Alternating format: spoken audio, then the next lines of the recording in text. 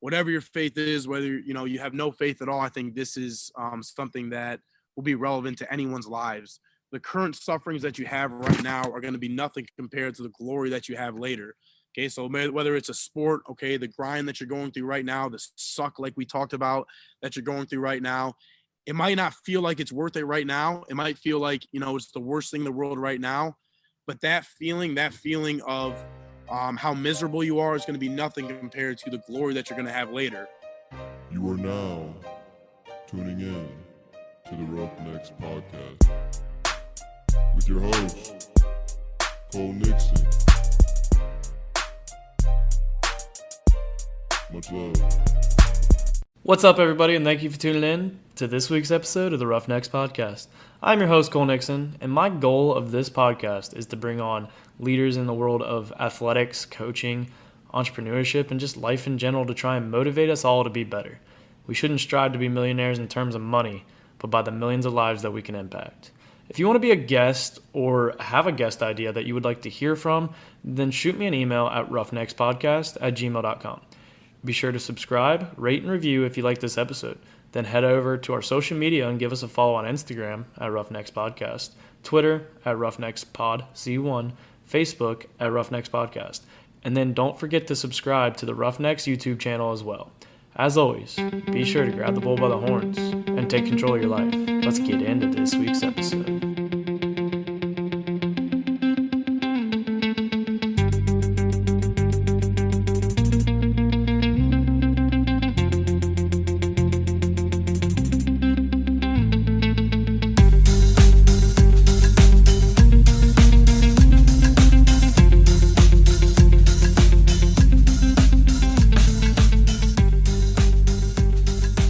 What's happening? We're back at it, finally, somewhat back to normal. Not really. This is kind of weird. We got an episode coming out on a Friday, but I got a good guest with me this week. Played football with him at Ohio Wesleyan for 4 years, and he was part of the 7-Eleven gang, which we'll discuss here in a second. But Shane Quin, welcome to the Roughnecks Podcast, my guy.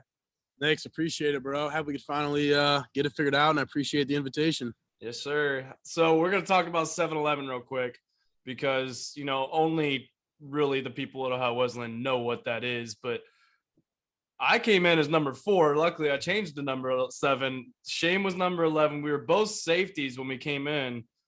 Were you a safety when you originally came in? Yeah, Okay. yeah. So I was when we came in. Yep. It's actually funny. We came in a class of like 11 safeties. Yeah. There was like probably I was the only one left.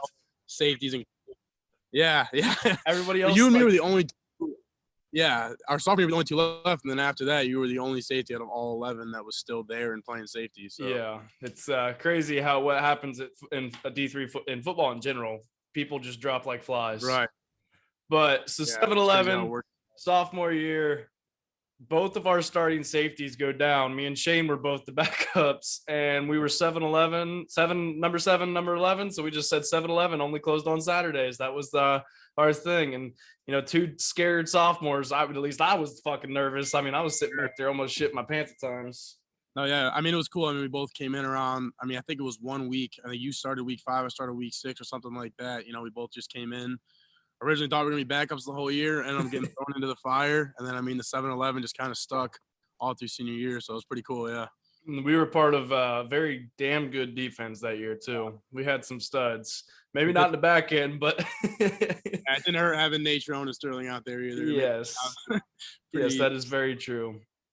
So I just want to first ask, we're going to get into a big discussion on Ohio Wesleyan because that's kind of like how we know each other. That's really the only way we know each other. But I'm going to first ask you why you chose Ohio Wesleyan over all these other schools, because you came from Chardon, Ohio, and then made the transfer to Delaware, Ohio, which are they different? I've never been to Chardon, so I can't say what they're like. So just give me a background of why you chose Ohio Wesleyan, essentially.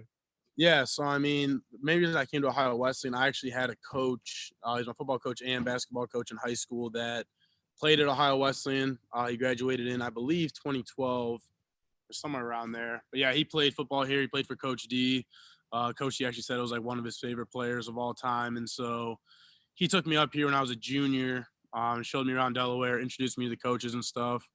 And so, I mean, the main reason I chose Ohio Wesleyan, it really just seemed like a good fit with the coaches. And I want to go somewhere, really came down to Ohio Wesleyan and John Carroll for me. And I want to go somewhere where I felt I could play number one. I get on the field early, which, like we just talked about, that definitely happened. I want to go somewhere where I could win. I didn't want to be a part of a losing program. I've had a couple tough years here, but for the most part, that's been upheld as well. So, I mean, those are really the two main reasons why I ended up coming out of Delaware. So then you made that after sophomore year, you had to make a different shift again, where you went from playing safety to linebacker. Talk about that. Now, was that a coach decision? Did you ask to do that? Because I honestly never knew what happened. I just kind of was like, I mean, I'm cool with him playing linebacker. I know he's going to be a damn good linebacker, because you're one of those people who you don't care who's in your way. You're going to try and you're going to knock him out as hard as you can. So what was that decision like? For sure. And whose decision was it? Yeah, so I kind of say it was kind of half and half. Like, I kind of noticed right after the season, or really during the season, our sophomore year, I'm like, we have 4 guys who all have a lot of varsity experience at safety. You, me, Mario, and Rubel. I was like, it's only going to be 2 safeties, sometimes 3 on the field at once. There's a huge hole now at linebacker, with Cam and Jordan graduating. So, I mean, it kind of was like, one of us should probably go down there. So I was actually going to ask anyways, just because I felt it'd get me on the field more. I thought we were probably going to be rotating if I stayed at safety. And I was like, I feel like if I go down to linebacker, I have a pretty good shot to probably, not be rotating, be on the field every play. But then when I met with Coach D, he asked me anyways. He was like, I think we're going to move you down to linebacker. And so I never even had to even ask. It just ended up working out pretty good. And then obviously, I mean, from there forward, I had to switch up my training and everything, try and put on some weight. But, I mean, it just ended up being a pretty good fit for me. So, yeah. The weird thing is like you said, we had pretty good safeties. And, me and you we were their backups originally, and then they came back. And then we look at it. I had to move positions too, because that's the year I moved to corner. So it's like one of those things that that kind of shows how deep that was probably the only time in my life that we would have been deep at safety. But we kind of made the transition. We just shifted people around. Like, you could probably still go back and play safety. Now, might not be as fast as you were then, but neither am I. I'm not fast at all. So it's all good. But so did you prefer safety or did you prefer linebacker? I think that I probably preferred safety. I think that, as a position, I think safety is probably my favorite position on the football field. I just feel like you get to cover a lot, but you also get to, be involved in the run game. But then I'd say it's probably been I probably enjoyed playing linebacker more just because I've had more success. I mean, obviously, like you said, we were just, sophomores at the time, got thrown into the fire. So as a position, I probably like safety a little better overall. But, I mean, I've enjoyed playing linebacker a lot these last 2 years. So a linebacker, when you think of a linebacker, you get that cliche. I'm going to call it cliche, that cliche word of almost like they're a tough guy. Now, yes and no. So I know some linebackers that are big softies. Right. I don't not necessarily at Ohio Wesleyan, but I know they're out there. But so our topic this month is toughness, and which I've been slacking on, but that's beside the point. What is the first thing that comes to mind when you hear the word toughness? Yeah, so I think, again, this is just my definition. I mean, there's a lot of different ways to, define toughness. I think it's someone who is able to do something called embrace the suck. That's something that I know is a big thing in the Navy SEALs. And when I was at Chardon, they preach that constantly. But I think when you think about what makes somebody tough, how much can they embrace an environment that honestly just sucks? Okay, an environment where they're uncomfortable, an environment that, is outside of their comfort zone. And so for me, I think that's what really defines how tough you are. And I think in our society, it's something that isn't really very much, being outside of comfort, embracing an environment that really to suck is what I kind of think about when I think of this. And really, that exactly what I'm thinking at the same time, because I have in my notes Coach D here, and that's basically what Coach D does to us. For those of you who don't know, Coach D has been at Ohio Wesleyan for years, forever, for as long as you can probably remember. And he is one of my favorite coaches I've ever had, but he every single day finds a way to make us like suffer in a way. Like we run pursuit, 3-4 times a week. The only day we don't is Friday, and Thursday's usually a quick one. But we run pursuit, and it's like no joke. Like you got to run your ass off. We'll keep running until you're running your ass off. Oh yeah. And then he'll usually try and change that. Like he'll make it do the practice plan on purpose to where we're running pursuit and going straight into like a team period where we're going up against the first team offense, and you're just like, and the offense is like, they've been running routes and doing whatever they do over there. They don't do much over there, but they're just kind of, and then we're dead tired, and he does it on purpose. But like, that's right there is how you build not only your physical toughness, but also your mental toughness. And that's what I want to ask you too about is the difference between physical and mental toughness. So like, what do you think the difference is between the two? Like, how would you best explain what mental toughness is versus physical toughness? Yeah, I think that's a good question. I think I believe that your mental toughness is going to be a lot more prevalent than your physical toughness almost always.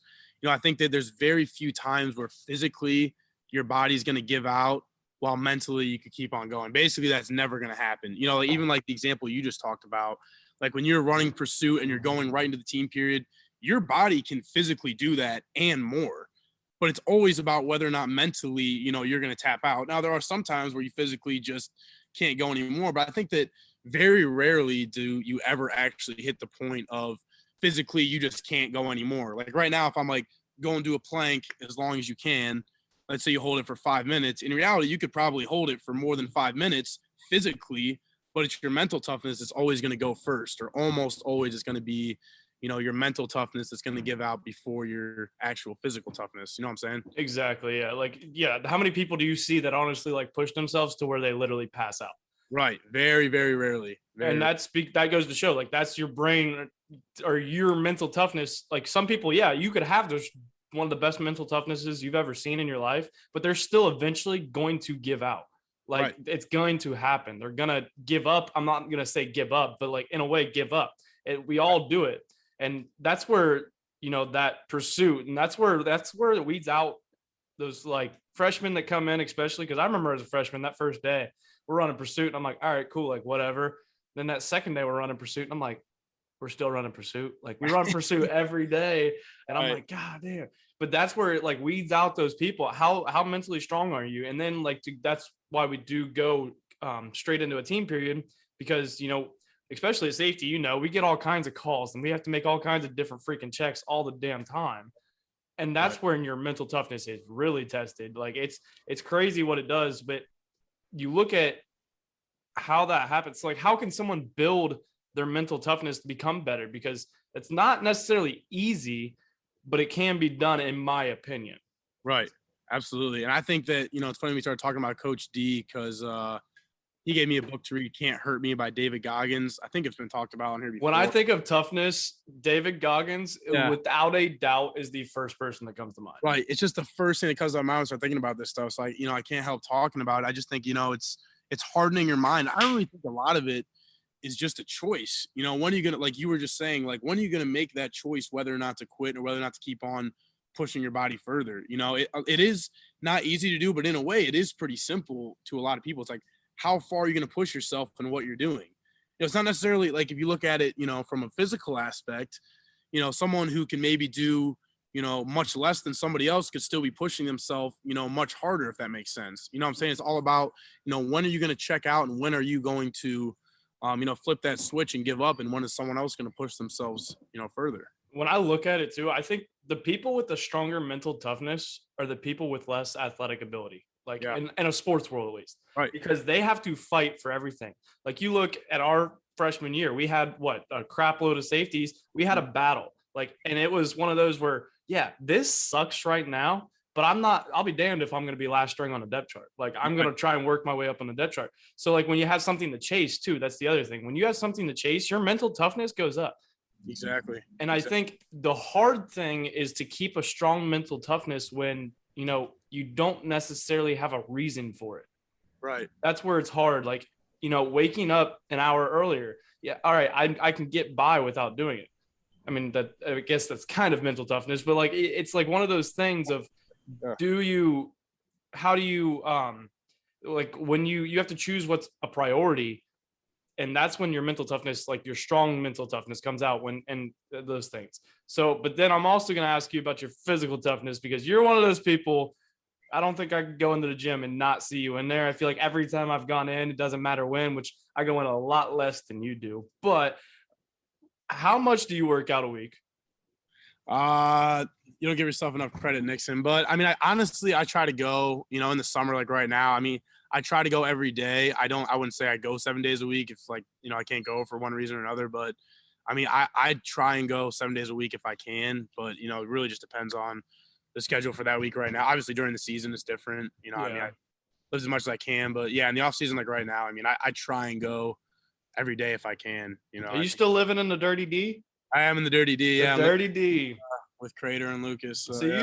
you got the field and you got the weight room. You're working the weight room too, aren't you? Yeah, working the weight room. Yep, can't beat it. So I'm basically getting paid so you're the definition of a meathead. Yeah, basically, I've really hoped into becoming that. Yeah, I can't deny it anymore. So I'm gonna ask you, just for a little bit, what is your most recommended workout and why? Yeah, so I mean, I think it really depends on like what you're going for. Like for you and me for so long, it's been all about becoming a better football player. And I see, just in a football aspect specifically, I think it probably goes against a lot of research and a lot of like science behind it. But I just think it's all about how strong are you and how explosive are you.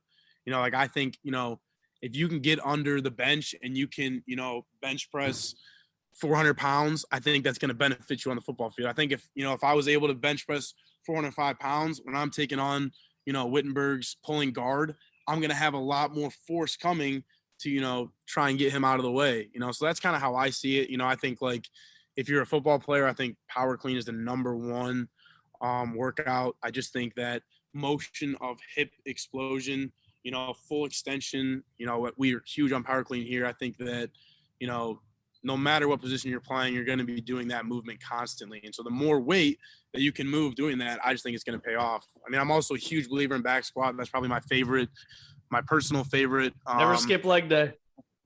No, never skip leg day. You're an athlete, never skip leg day. Now, it's different if you're done playing sports. Then it's not really about how strong you are. It's more about how strong you look if you're still trying to. Yeah, you're just trying to look good. You're not trying to be like this big muscle guy.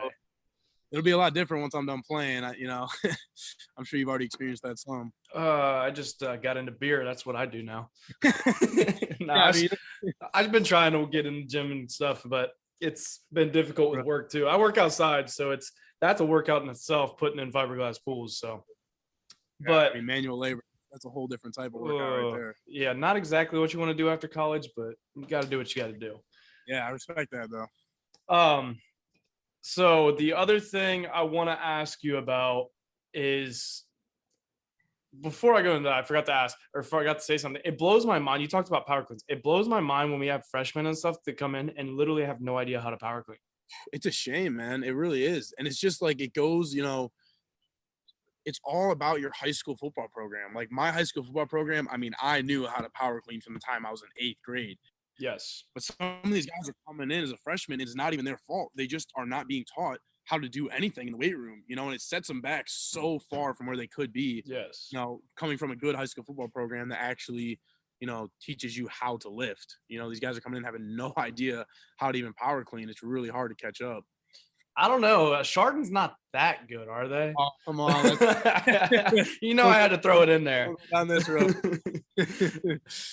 It's a premier high school football program for sure. They went to state this year, Yeah, she won it this year for the first time in a very long time. Did you ever go to state? Not trying to be like a dick. I'm just asking. No, we didn't. I mean, I believe that, we had a shot my year, but no, we ended up losing in week 12. Yeah. It's okay. I only made it to week 11 one time, so right. You got me beat. I can't even sit here and give you shit because I never made it. Right. But I got to ask you about the tough decision. It might have not been a tough decision for you, but it was a complicated decision. Our senior year got basically ripped away from us. but you decided to come back for an extra year. Take me through that decision, because that's a life decision in a way. Yeah. So take me through that decision and what all happened, what all your thought process was through it, and why you decided to stay an extra year. Yeah. Well, first off, it was definitely not an easy decision. It was an extremely challenging decision. It was one I had to make pretty quick. You know, we didn't find out that we weren't having a season until, I mean, it was like a few weeks before we were coming back. We didn't know for sure. And for me, I was student teaching in the spring, so I had to make a decision basically right away as to whether or not I was going to, you know, save a class and be able to come back. But for me, ultimately, it came down to, you know, simply just football. I mean, I still feel like I have, you know, more games to play, and I still just love playing football. You know, I'm not ready to hang it up, as the honest truth. And even more than that, you know, I really feel like we had the team this year to win a conference championship. I really think that, you know, had we had our whole team together, played a 10-game season, I think this was the year to do it. And that was like when I came in, you know, that was the number one thing I wanted to, you know, I want to see us do was win a conference championship. And so, you know, I'm hoping that I can come back next fall and we'll be able to do that. And I think I still have a lot to contribute in hopefully it's getting there. So, I mean, just a lot. I feel like I have a lot to give to the game of football and a lot left to give to Ohio State and still. So, yeah, like I look at it, I wanted to come back so bad, but like my big thing was money. That was where I had to draw the line. But you guys are so close to a conference championship, especially after our junior year, where we were literally one game away. Right. One game away from doing it. And me and Kenny just talked about this. We just had our episode. It came out on Tuesday. We just talked about like that feeling. And that was the other thing that I told when I was talking to my parents, which surprisingly, my mom's all about football and my dad didn't play football, but like my mom's all about it. And I thought she was going to be the one to tell me to go back for next year, but it was my dad. Yeah. And my mom was like, well, but I also had to make the adult decision by myself. And then I look at it our junior year when we walked off the field after Wittenberg, watching them celebrate a conference championship, knowing that should have been us. Right. Not even if we beat them, just if we beat Worcester the week before or whatever it was. Right. Like you look at that and that fueled me. And that was also, I was sitting there talking to my mom and my dad, and I was like, I could go back for it. Like we are this close to a conference championship. Exactly. So I give you credit, and I will say you do have a little bit of pressure on you though, because I think a lot of people, especially recent, like I can tell you, like Beachy, Coach, I'll call him Coach Teddy for the first time in my entire life. Coach Teddy, like those, even our class, like I feel like we expect you guys to get that conference championship. And like, yeah, it's going to suck for us, but it'll make us fucking happy as shit to see you guys get that ring, because that's all you ever chase when you're playing football. If you're not chasing a conference championship or a state championship or whatever, any type of championship, then what are you playing football for? Right. Exactly. Yeah. And I mean, you know, like I wanted you to come back. I was in your ear constantly, but you know, I understood, you know, I mean, I personally wanted you to come back, you know, just to keep on playing that 7-11, but you would have helped the team a lot too. But I mean, you know, that was a decision you had to make, and, you know, I respect it 100%. But yeah, I mean, that taste in the mouth from that Wittenberg game, I just remember we got back in the locker room, and then, you know, we heard them cheering on the field when they found out that DePaul won, meaning they would get to share the conference. I mean, that's just been fuel for me constantly. I still can't believe DePaul beat Wabash. Yeah, that was really just the kicker at the end of it too. You know, I mean, it was unbelievable. So, because we beat DePaul that year too, didn't we? Yes, we did. And then we lost to Wabash. Yep. And then somehow DePaul. That's like a rivalry game between, you know. I did not realize. Did you know that coming into Ohio Wesleyan that was a giant rivalry in Indiana? It's like one of like the biggest rivalries in like D3 sports. Like it's like a huge game. I didn't know that. I remember like freshman year or something. It was on ESPN, and I was like, what the fuck? Like, why is this on ESPN right now? Seeing this on ESPN right now, I'm so confused. Hey, we made ESPN one time. We did. Our sophomore year. Yeah, that blocked kick, right? Or no, that would have been our freshman year, I think. Yeah, it was our freshman year. Blocked kick against Wabash, right? It was again. We beat them though, and their kicker had all their points. That game. That's right. Oh yeah, Hogan blocked the kick, and then their kicker caught it and then scored. I forgot about that. That was insane. Yeah, we ended up winning that game though somehow. Yeah, but That was great. So going a few final thoughts before we wrap into the best segment of the podcast. What are the goals of Shane Quin going forward, and how do you plan to achieve them? Because we've always talked in our leadership meetings that you've been a part of and stuff. They have to be like attainable goals or quantifiable goals. I think too many people these days make goals like, oh, I want to be a better person. All right. How can you like measure that? Is there any way to measure that? So what are your goals going forward, and how do you plan to get to them? Right. Yeah. Great question. I think it's great to talk about goals too. I think like right now, I set goals for myself, like, for every semester or for summer, whatever it may be. So my summer goals are, things small. I want to read, 4 books. That's something that's quantifiable. I want to read X amount of books. I want to hit, I'm going to stop you real quick though. Do you have, because I like to read as well. So do you have any book recommendations? Like, do you have books that you were planning to read at least? Yeah. So we already talked about Can't Hurt Me, David Goggins. Coach D actually recommended that to me 100%. If you're listening to this podcast, go read that book. It's honestly like a life-changing book. It'll change your whole mental process on a lot of things. And then another book I'm going to read is Peak Performance Every Time. Jay Martin actually gave me that here in one of his classes.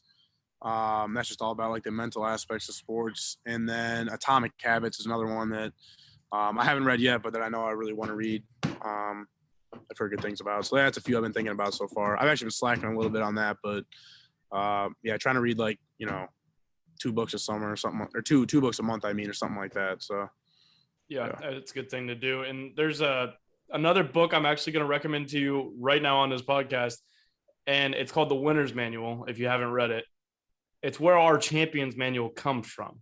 Okay. So it's Jim Tressel's book, and that's where we get our Champions Manual for. And it kind of like takes you through some of those topics that we have, and that's where I get my topics from for this podcast is the Champions Manual. So I recommend that book, and it's actually, I feel like it's right up your alley. It also has like, Jim Tressel's very religious as well, and I just feel like you would enjoy that book as personally yourself. Yeah, but for sure.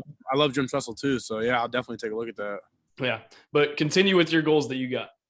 Yeah, and so then for lifting, I have maxes I know I want to hit this summer. And so then going into the, fall season, I want to be an All-American next fall. So like you talked about, how are you going to accomplish that? I think that's like a good point, I want to be an All-American, so, really just watching the film, seeing the aspects of my game I know I need to get better at, I know I need to be quicker getting to the edge. I know I need to be better getting off blocks, so a lot of that stuff can come right from the weight room and right from being on the field. So, just doing everything that I can to get to that point. Then, the other goal, obviously, this isn't a goal I can personally achieve, but it's just that conference championship, so just really, not even from a playing aspect, it's more from, leadership aspect, being, a 5th-year senior, I know I need to step up a lot more than I have, if we want to have a chance to, get that conference championship. So those are where my goals are at right now for the most part. You were just recently named something for last season. What was it? I don't remember it off the top of my head. Yeah, so it was second team All-American, actually. Yeah. So you're already on that path. And I will say I gotta put it together for a 10-game season though. Real, exactly. But, yeah. In 3 games, you got second team All-American. So you're doing something right. For sure, yeah. But I will say I give you a lot of credit, and this is something that I want to point out. You noticed you didn't just say I want to be this and stop. You said, you noticed your flaws in a way. You said, I got to be better at this. You notice those things, and you know exactly how you can get better at those. And I know, because I know you, and I know you know exactly what to do. But like, it's one of those things that people don't realize. Like, I think a lot of people say, oh, I want to do this, I want to change this, but they don't notice the things that they have to actually change, what they actually have to work on to become better. So give me shed a little light on that about like, what would you recommend to people, like when they want to change, when they want to make a difference in their life, what would you recommend? Yeah, that's a really good point. The one thing I'd recommend is goal setting for sure. So that's where you got to start at. And also, make them short-term goals to start. Don't start, I want to, something that's way out there. Start small and then work backwards. First set the goal. Okay, that's great. You can set as many goals as you want. It doesn't mean anything. You can write them down. You can get them tattooed on you, whatever you want. Then you got to make a process of exactly how you're going to accomplish that goal. And this is something I actually learned in Jay Martin's class as well, is, once you set that goal, that's not enough. Just setting a goal, that's good, do it, but that's literally doing nothing for you. Exactly how are you going to accomplish that goal? Step-by-step process. If you start going through a step-by-step process and you're realizing, it still doesn't seem attainable, then maybe you need to rethink, what your goal is. And it's okay to shift your goals around. Like you're saying, it's okay to set a goal and realize, all right, maybe I set this too big at first. It's okay to bring it down a notch. Because that's the thing. You need your little wins every once in a while. You need to have accomplishments, because otherwise you just feel like you're chasing and you're never getting anywhere. And that's when people give up. So you need, yes, it's okay to have maybe one big goal, but then also have these little goals that you can accomplish along the way. Because you can't climb a ladder when the steps are, you can't see my hands, but steps are super far apart. It's easier to climb a ladder when you can climb one little step at a time. That's what people, I think we just talked about last episode with Kenny. It's the little things that add up to the big things. Yep. And I think kind of what you're saying, another way to put it too is fall in love with the process as well. Don't just, you set your goal, and if that's the only time you're going to, enjoy the whole entire, process that you're going through, then you're never really going to reach that goal. Fall in love with the whole entire process of getting there. For you and me, we've fallen in love with the whole entire off-season training for football. Obviously our end goal is, All-American, conference championship, but fall in love with the whole entire process, and you're going to end up being a lot more successful, and you're going to, have those smaller achievements like you were talking about that'll build you up the whole entire way through. And my thing, you'll never achieve anything without that process. Right. Nothing in life is handed to you but death and taxes. That is one thing that I learned from my old man. Yeah. Nothing in life is handed to you but death and taxes. Those are the only two things. And I like to throw in too, failure. Failure is going to be fucking handed to you. Right. Oh, no failure comes a lot easier than success does. Absolutely. You got to go through a lot of failures to eventually get to a little bit of success. Exactly. That is the one thing I don't think people understand. I look at it too with this podcast. This isn't my first podcast. This isn't my first attempt at all this. It's my second. And people are like, oh, didn't you when I first started this, they're like, are you sure you want to do this? Because your last one, I'm like, yeah, I learned a lot from that last one. I learned what not to do. I learned, don't have a narrow focus, keep a broad topic, I learned a lot of different things. And that's with any aspect in life. Don't take that failure as I don't know if you know who Jocko Willink is. Sure. Yeah, you do. Yeah. So I posted something recent, a couple week or so ago, where he talked about got beat, good. And it was just basically him saying good. He goes, if you can say good, then you are still alive and you still have the opportunity. People will talk about this adversity and all this problems and all this stuff. When I think of adversity now, after I've started doing a lot, grown in life and learned a lot more, adversity is an opportunity to become better. Right. There is a reason you have that adversity in your life. It's to learn. Because no one's perfect. No one's born perfect. I wish we were. Yeah, we all wish we were. It'd be a lot easier life, but it'd probably be very boring. Right. To be perfect. So it's okay to have that adversity. It's okay because that adversity is going to build your mental toughness, going to build your physical toughness and all that. I think people shy away from adversity when adversity is an opportunity. Yeah, I think that's really a great line. Adversity is an opportunity. And like you said, using your podcast as an example, if you look at anyone that, just focusing on the podcast world that has a really successful podcast today, I listen to Team Never Quit podcast all the time. They're kind of similar to stuff that you talk about. At one point, they started the exact same place. That's why people don't understand that. It's at some point they were doing the exact same thing. The difference between them and other people is that, they didn't give up on what they were doing, and so continuing to try and, push through the adversity and, have these failures after failures after failures will eventually, lead to success. So I think that's a really good example to use. Exactly. So another question that I like to kind of wind down with is, who is your biggest inspiration in your life and why? Yeah. So, there's a lot of people I could choose for this. My family's been very inspirational in my life. I'd say the two individuals that have really just really been extremely inspiring to me, especially when I was in high school and then into college. I had two coaches from my high school, Coach Morawski, who I talked about a little bit earlier, and Coach Hewitt. So I think from an inspirational standpoint, it doesn't even really have to do anything with sports. None of the inspiration that they gave me, they definitely inspired me to be a better athlete, but really they just inspired me to be a better person. inspired me to be, how to be a man, what it means to be a man, what it means to be a strong Christian, and they really just instilled these values and beliefs in me that I really just didn't have. And so, it was really inspiring for me to see, where they're at now in their lives and, how they got there. And, they really both took me under their wing back when there was really no reason for them to. And so that's probably the reason I want to be a teacher as well, is just, that type of inspiration that I got from, my coaches. There's other coaches too I had back in Chardon that, I can point to as, what really inspired me to do a lot of things I'm doing today. It's crazy what coaches can do, like especially high school coaches, because as soon as you were saying that, I had a coach to come to mind. I won't say his name because of the things I'm about to say, but, in high school, people are like, oh, he's not a good coach. He's not doing anything, blah, blah, blah. Everybody thought he was a bad coach. And then one time I was golfing with Cam Smith's dad, actually. Okay. And he said, Coach, blah, blah, blah. He was like, he may not have been the best football coach, but he was one of the best people to take boys and create them to men. Yeah. And that's what high school, yeah, we want to win in high school. Like you want to go win a state championship, but we're dumb teenagers that don't know what the hell's going on. Right. Exactly. And when I think of adversity, good God, I can always think of his locker room speech about adversity. But he taught us a lot about what it takes to be a man. Like he transformed us from that teenager to, all right, grow up a little bit stage, essentially. Right. So, and I think that's more important than any type of X and O's, any type of lift. And don't get me wrong, my coach has also made me a much better athlete, but that doesn't even really matter in the long run.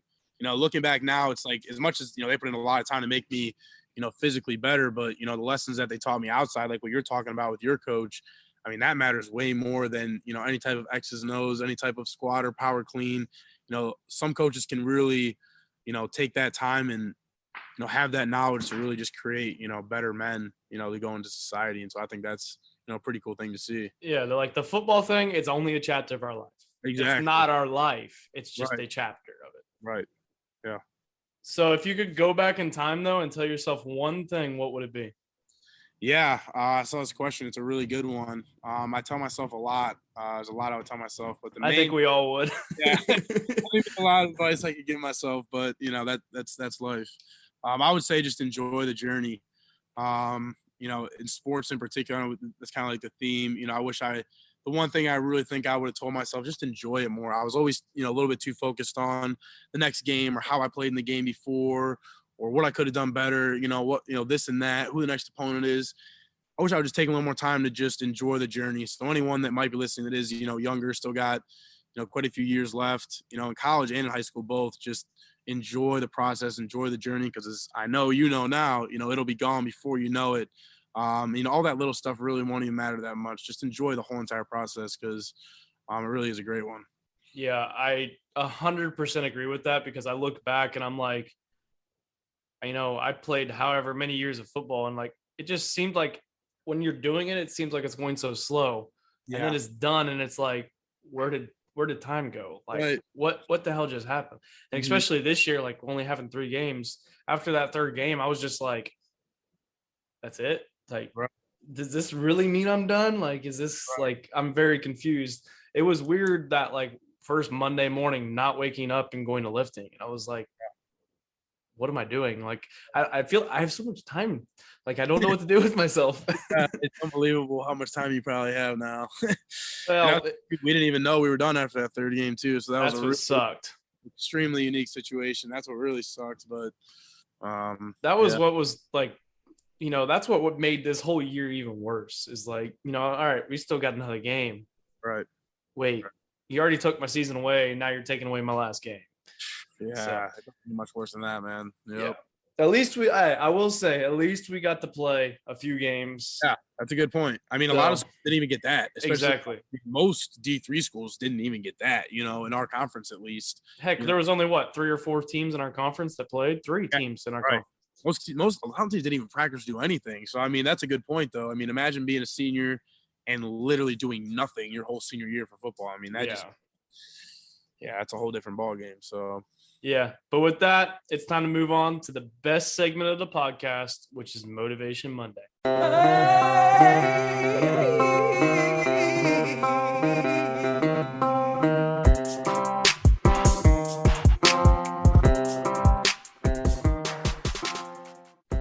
Motivation Mondays, where I allow my guests to give a little inspirational bump to set the tone for the week as they listen on their Monday mornings. So what does Quin Man have for Motivation Monday?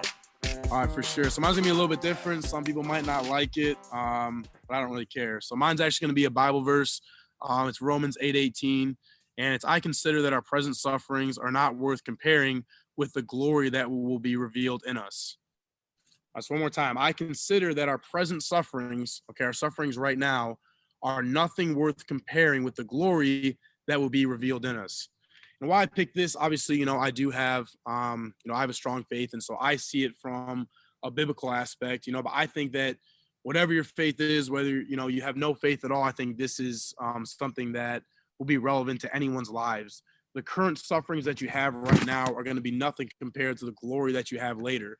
Okay, so whether it's a sport, the grind that you're going through right now, the suck like we talked about that you're going through right now, it might not feel like it's worth it right now. It might feel like, it's the worst thing in the world right now. But that feeling of how miserable you are is going to be nothing compared to the glory that you're going to have later. Okay, in a sports aspect, it's that glory of being on the field and winning that conference championship or dominating the field. Could be in the business world, these 12-hour days that you're working are going to be nothing compared to the glory that you're going to feel later. And obviously, it could be from a religious aspect as well.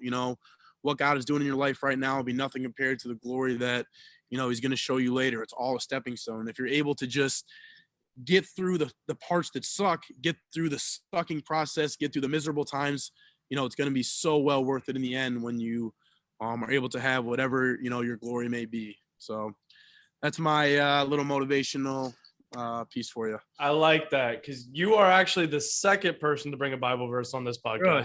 Yes. Cool. Joe Delagrave, who I had on, who is actually getting ready to go compete in the Olympics for the wheelchair rugby. He plays wheelchair rugby, and he's getting ready to go compete in the Olympics in Tokyo.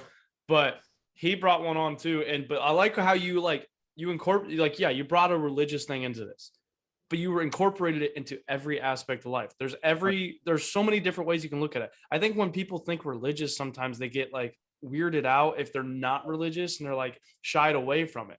But when in reality, when you look at it, you can take anything religious and any Bible verse and turn it into any aspect of your life.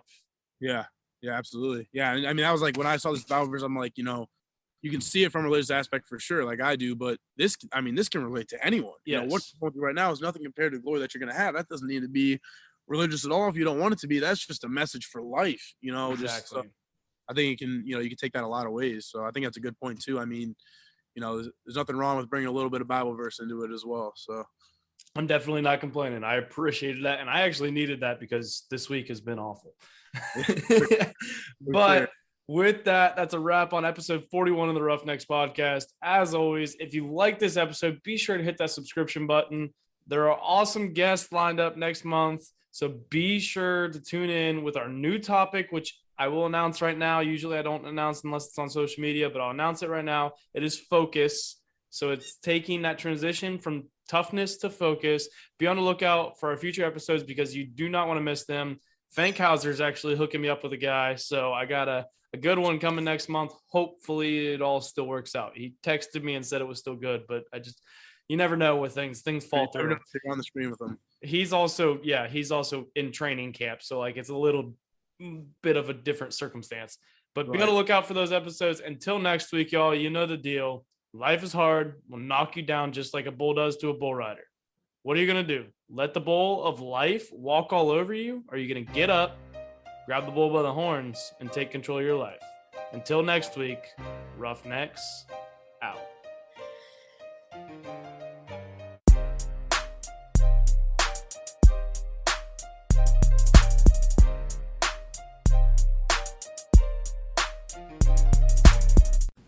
Thank you for listening to this week's episode of the Roughnecks podcast. If you like this episode, be sure to subscribe, rate, and review, and then also subscribe to the Roughnecks YouTube channel. If you want to be a guest or have a guest that you would like to hear from, then shoot me an email at roughneckspodcast@gmail.com or message me on social media on Instagram at roughneckspodcast or Twitter at roughneckspodc1 or Facebook at roughneckspodcast. Life is hard and will knock you down like a bull. Don't lay there and let it run you over. Get up, grab the bull by the horns and take control of your life. Till next week, Roughnecks out. Oh, thank you.